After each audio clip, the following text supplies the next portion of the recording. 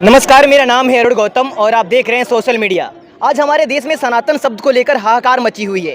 कोई कह रहा है कि सनातन शब्द या सनातन धर्म कीड़े मकोड़े के समान है, तो कोई वहां पर यह भी मान रहा है कि सनातन ही सत्य है और सनातन के बगैर कुछ है ही नहीं। आज हमारे साथ बातचीत करने के लिए एडवोकेट जय भीम जी मौजूद हैं, जिन्होंने बुद्धिज्म पर गहन अध्ययन किया है और इनकी संस्था का नाम है धम्मपद, जिसके द्वारा ये लोगों तक बुद्धिज्म के बारे में बताते हैं। इनसे जानने की हम कोशिश करेंगे कि सनातन का सत्य क्या है। जो लोग भी कह रहे हैं कि सनातन शब्द कीड़े मकोड़े जैसा है, सनातन धर्म जिसको धर्म से जोड़ा जा रहा है, तो सनातन कोई धर्म है या किसी विशेषण का नाम है या शब्द है, क्या चीज़ है सनातन? Thank you Arun. और बहुत अच्छा सवाल ये चल रहा है आजकल जो है, और लोगों को समझना चाहिए कि सनातन शब्द आखिर है क्या। और हमने देखा है, अगर हम इतिहास में झांक कर अगर देखें तो जितना भी काम बौद्धों ने किया भगवान बुद्ध के माध्यम से, भगवान बुद्ध धर्म के माध्यम से जितना भी काम हुआ है, तो जिसका अच्छा गौरव स्थापित हुआ समाज में, तो उसको चुराने का काम जो है ये हिंदू लोगों ने किया है। तो इसी प्रकार से हम देखते हैं जो सनातन शब्द जो है, कुछ लोग उसको सनातन धर्म कह के भी संबोधित करते हैं, सनातन धर्म के बारे में बोलते हैं कि सनातन धर्म जो है सबसे श्रेष्ठ है, सबसे अच्छा है, कुछ भी बोलते हैं। लेकिन सनातन शब्द को हम अगर परिभाषित करेंगे तब पता लगेगा कि क्या वास्तव में ये जो सनातन धर्म जिसको जो हिंदू लोग जो हैं आजकल कह रहे हैं, क्या वास्तव में कोई सनातन धर्म जैसी कोई चीज़ जो है एग्जिस्ट करती है, या वास्तव में ये लोगों को गुमराह करने का एक तरीका है। तो सनातन शब्द जो है, अगर हम देखें धम्मपद में एक गाथा आती है कि नाही वेरेन वेरानी समन्तित कुदाचनंग अवेरेन चै समन्ति ऐस धम्मो सनातनो, यानी कि वैर से कभी वैर शांत नहीं होता, अवैर से ही वैर शांत होता है। और यही एक सनातन नियम है। सनातन नियम है, इसका मतलब ये है कि ये ऐसा नियम जो कि कभी बदलता नहीं है, जो सार्वजनिक है, सार्वकालिक है, सार्वभौमिक है। ये जो तीन शब्द बोले हैं बड़े महत्वपूर्ण हैं। यानी कि सार्वजनिक मतलब हर एक व्यक्ति के लिए एक समान है। वहाँ ऐसा नहीं है कि हिंदू के लिए अलग हो जाएगा, मुसलमान के अलग हो जाएगा, सिख के अलग हो जाएगा। सार्वभौमिक है, पूरी दुनिया में, पूरे यूनिवर्स में जो है ये एक जैसा रहने वाला है, कहीं पर भी बदलने वाला नहीं है। सर्वकालिक है, किसी भी समय में आप इसको इस्तेमाल कर लो, किसी भी युग में चले जाओ। हिंदुओं की तरह नहीं कि आज जो सतयुग चल रहा है कल त्रेता है, तो उसके जो है नियम अलग बदलते रहते हैं, त्रेता में ये होगा, सतयुग में ये होगा, ऐसा कुछ नहीं है। भगवान बुद्ध की जो वाणी है वो आप किसी भी काल में इस्तेमाल कर लीजिए, किसी भी मनुष्य पर इस्तेमाल कर लीजिए, किसी भी देश काल परिस्थिति में इस्तेमाल कर लीजिए, वो एक जैसी बने रहने वाली है। और जैसा कि मैंने ये गाथा आपको बताई है कि नाही वेरेन वेरानी समन्तित अवेरन चै समन्ति ऐस धम्मो सनातनो, कि वैर से कभी वैर शांत नहीं होता। पूरी दुनिया इसको सुनते ही कहती है कि हाँ यही सनातन है, हाँ यही सच है, और एक ऐसा सच है जो कि बदल नहीं सकता, कोई इससे इनकार नहीं कर सकता। आज पूरी दुनिया जो है इस शब्द को ग्रहण करना चाहती है। आज जो ये पद है, ये जो बात है भगवान बुद्ध की कि वैर से वैर कभी शांत नहीं होता, आज इसको पूरी दुनिया ग्रहण करना चाहती है, क्योंकि आज पूरी दुनिया जो है युद्ध की त्रासदी से त्राहिमाम कर रही है। तो इसलिए ये शब्द जो है बहुत महत्वपूर्ण है, इसको समझना जरूरी है कि जो चीज़, जो बात, जो नियम सनातन है, मतलब हर जगह एक जैसा रहने वाला है, हर परिस्थिति में, हर काल में, हर देश में, तो वही सनातन है। अगर इसी बात पर हम जो है इसी को कसौटी मान लें, और अगर हिंदू धर्म जो कि अपने आप को अब सनातन धर्मी कहने लगे हैं, सनातन धर्मी इसीलिए कहने लगे हैं क्योंकि बुद्ध का ये शब्द जो है प्रचलित हो गया, फेमस हो गया, उसका प्रभाव जो समाज में उत्पन्न हो गया। अगर हम हिंदू धर्म की बात करें तो हिंदू धर्म में जब कोई व्यक्ति मर जाता है तो उसको जब अर्थी उसकी लेके जाते हैं तो बोलते हैं राम राम सत्य है। लेकिन अगर वहाँ पर किसी हिंदू के घर में कोई बच्चा जन्म ले और वहाँ पर अगर कोई राम राम सत्य बोल दे, तो वहाँ पर जो है वो नियम नहीं चल पाता, अशुभ हो जाएगा, और वहाँ पर शायद उस व्यक्ति की जो लोग पिटाई करने लग जाएंगे। तो ऐसा कैसा नियम, राम राम सत्य है, अगर इसको देखें तो इसमें बुराई क्या है? एक जगह तो वो एक अलग इफेक्ट दे रहा है, दूसरी जगह अलग इफेक्ट दे रहा है, यानी बदल गया। अब जो नियम बदल गया, जो शब्द बदल गए, जिसका अर्थ बदल गया, जिसका भाव बदल गया, वो सनातन कैसे हो सकता है? जिसके नियम सनातन नहीं है, जिसके कानून, जिसके जो भी धर्म ग्रंथ में लिखी बातें हैं, कुछ भी मतलब जो है एक जैसी नहीं है। उनके साथ में युगों की बात चलती है कि त्रेता युग में ऐसा चलेगा, सतयुग में ऐसा चलेगा, द्वापर में ऐसा चलेगा, कलयुग में अलग चलेगा, है नहीं। अब जो अवतार हैं, अवतार का जो जन्म, जो अवतार लेते हैं जो भगवान जो है हिंदुओं में, जो उनकी कथा कहानियाँ हैं, कपोल कहानियाँ, तो वो कहते हैं कि कलयुग में तो जन्म लेगा नहीं ईश्वर जो है, लेकिन ईश्वर के अवतार लेने की सबसे ज़्यादा जरूरत कहाँ पर है? सबसे ज़्यादा पाप कहाँ हो रहा है? जहाँ पर सबसे ज़्यादा पाप हो रहा है जिस युग में, वहीं तो अवतार की जरूरत है। वहाँ तो अवतार लेगा नहीं, क्योंकि अवतार लेता ही नहीं है, इसीलिए अवतार लेगा नहीं। झूठ है, छुपाया हुआ सारा एजेंडा है, और बुद्ध की वाणी को जो है, क्योंकि उसका प्रभाव स्थापित हो गया है, उसको जो चुरा लिया गया है। मतलब ये कह सकते हैं कि आज देश में जो भी वैदिक ब्राह्मण बनते हैं वो लोग इतिहास चोर हैं। बिल्कुल, डेफिनेटली इतिहास चोर हैं, और बहुत ज़्यादा प्रमाण आपको जो है मिल जाएंगे। आपको रामायण देख लीजिए, वाल्मीकि रामायण में जब भरत जो है राम से मिलने जाते हैं, तो वहाँ पर जो है एक जाम्बाली कथन है। जाम्बाली जो है ब्राह्मण है, जो राजा दशरथ के राज्य में जो है ब्राह्मणत्व का कार्य करता है। अब वो जो जाम्बाली जो है राम को ये समझाता है, राम को जो समझा रहा है वो बुद्ध की वाणी समझा रहा है कि ये जो राग में आप फंसे हुए हो, आसक्तियों में फंसे हुए हो, इनको छोड़ दो, अपने कर्तव्य को पहचानो। कौन दशरथ, कौन राम, ये जो बात बोल रहे हैं जाम्बाली कि कौन दशरथ, ना कोई किसी का पिता है, ना कोई किसी का पुत्र है। अता ही अतनो नाथो, कोई नाथो पड़ोसिया। तो कुल मिलाकर यही है कि यहाँ पर जो है हर एक प्राणी अपना स्वतंत्र अस्तित्व लिए हुए है।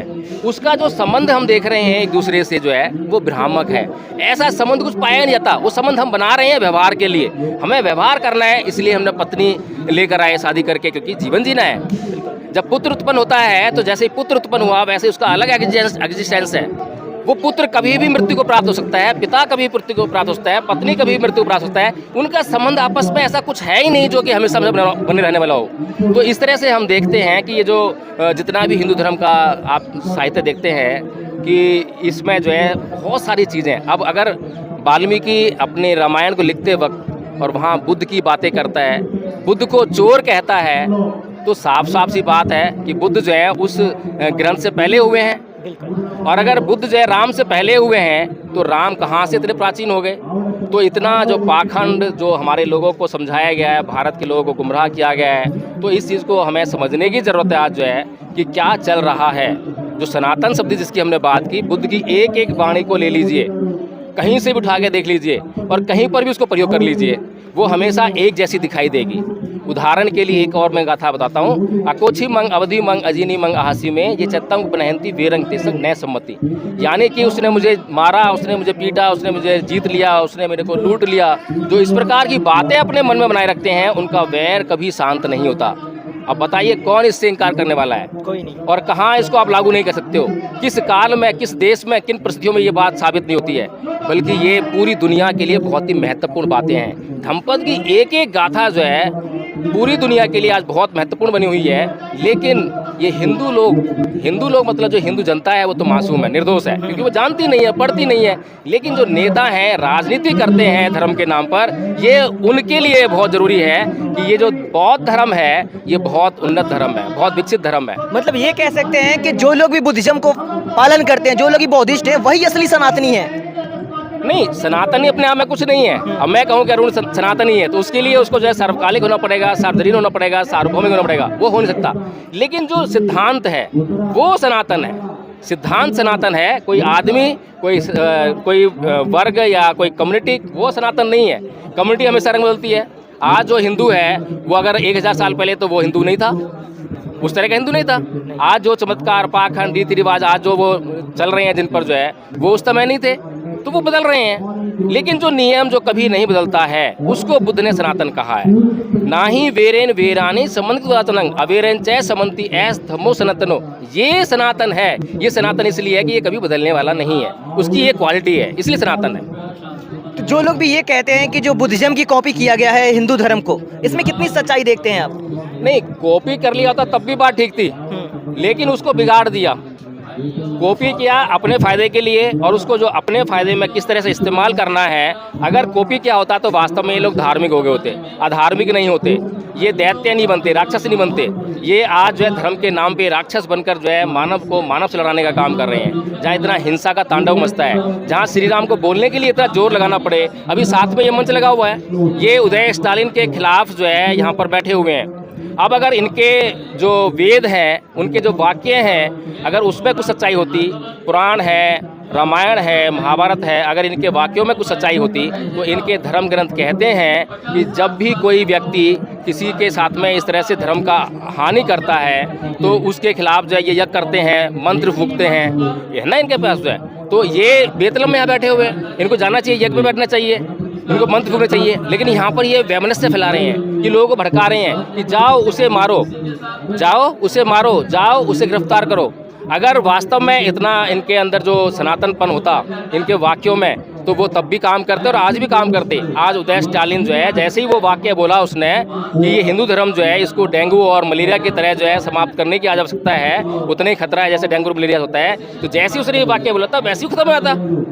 अगर वास्तव में ईश्वर जैसी सत्ता होती, कुछ चमत्कार होते और वास्तव में ये ईश्वर की बनाई हुई दुनिया होती, तो ईश्वर की बनाई हुई दुनिया में ऐसे दैत्य, ऐसे राक्षस जो ईश्वर का अपमान कर रहे हैं वो कैसे पैदा होते।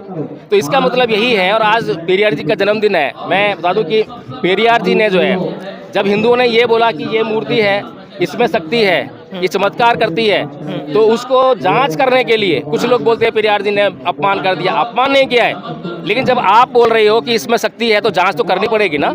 क्या आपने बोला वैसे ही मान लूँ मैं? वो तो सही नहीं है। तो पेरियार जी ने सिर्फ जो है उसकी जांच करने के लिए मूर्ति को कि इसमें शक्ति होगी तो मैं इसको जब अपमानित करूंगा तो कुछ बोलेगी, तो उसमें जूते बजाए, चप्पल बजाए, लेकिन पूरा दिन जो है जूते चप्पल बजाने के बाद भी वो मूर्ति उफ तक नहीं करी।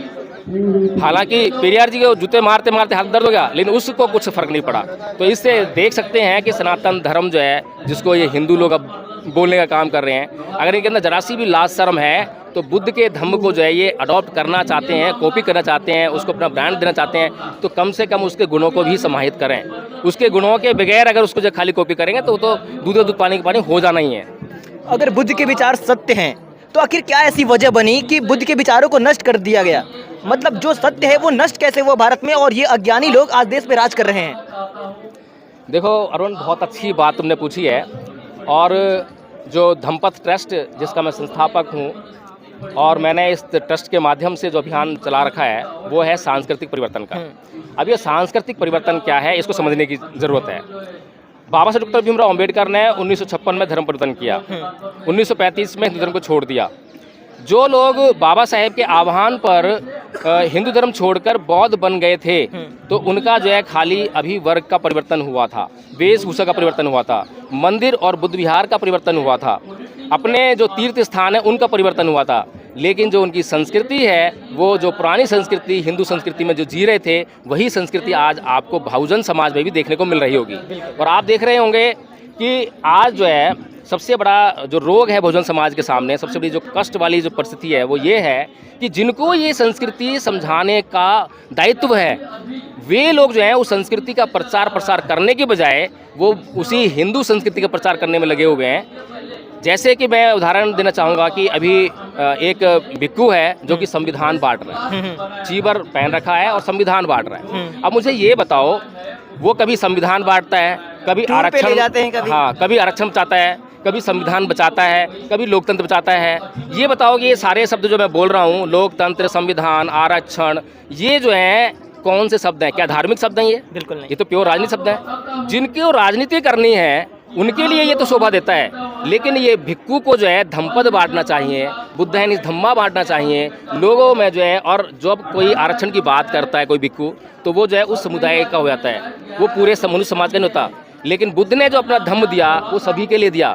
बुद्ध के धम्म को ग्रहण करने वाले ब्राह्मण थे, सारे वर्गों ने ग्रहण किया। बुद्ध अगर राजनीतिक हो जाते तो खाली एक राजा तक सीमित हो जाते। इसीलिए बुद्ध जो है राजनीतिक नहीं हुए। राजा उनके पास आए, सलाह लेकर गए, राजनीतिक सलाह भी उन्होंने दी, लेकिन वो राजकीय नहीं हुए। वे हमेशा जो है धार्मिक रहे, वो हमेशा हर मनुष्य के कल्याण में लगे रहे। जब आपके सामने मनुष्य का कल्याण करना आपका उद्देश्य रहेगा तो आप ब्राह्मण के पास भी जाओगे, क्षत्रिय के पास भी जाओगे, सबके पास जाओगे। और सबसे बड़ी ज़रूरत आज इस देश को, इस समाज को इस बात की है कि इस देश में जो हम अपनी बात को नहीं रख पा रहे हैं, हम जो है जो कह रहे हैं कि चमत्कार नहीं होता है, हम ये बात ढंग से नहीं कह पा रहे हैं, खुले मन से नहीं कह पा रहे हैं। इसका मतलब ये है कि कहीं ना कहीं हमारे मन में डर है कि कोई है जो हम पर जो है हमला कर देगा इस बात को सुनते ही।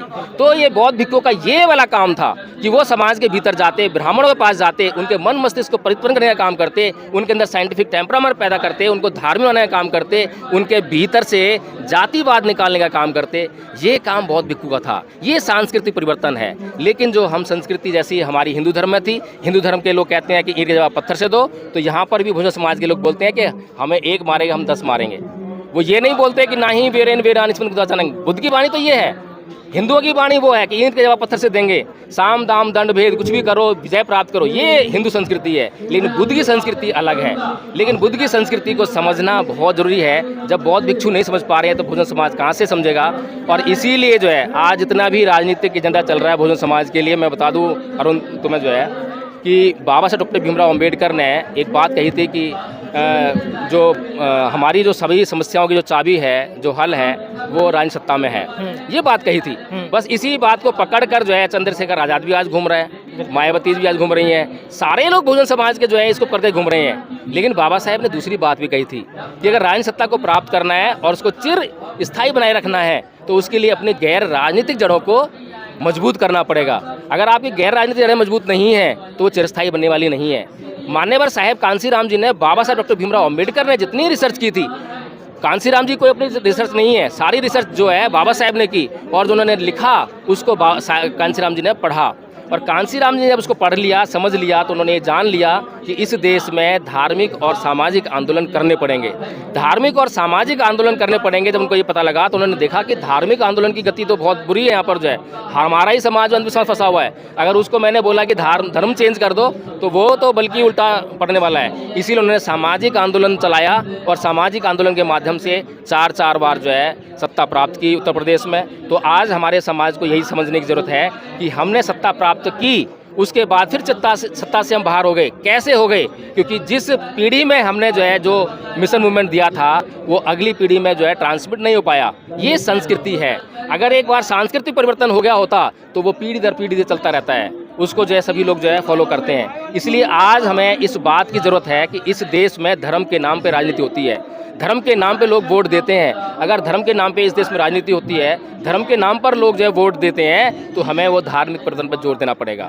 आज हमें जहाँ पर भी अत्याचार हो रहा है उसको सामाजिक और धार्मिक नजर से देखना पड़ेगा। इंद्र मेघवाल के ऊपर जो हत्याकांड जो उसका हुआ, हत्या हुई जो उसको जो है, वो इंद्र मेघवाल के ऊपर नहीं हुआ था, पूरे समाज के ऊपर अत्याचार था।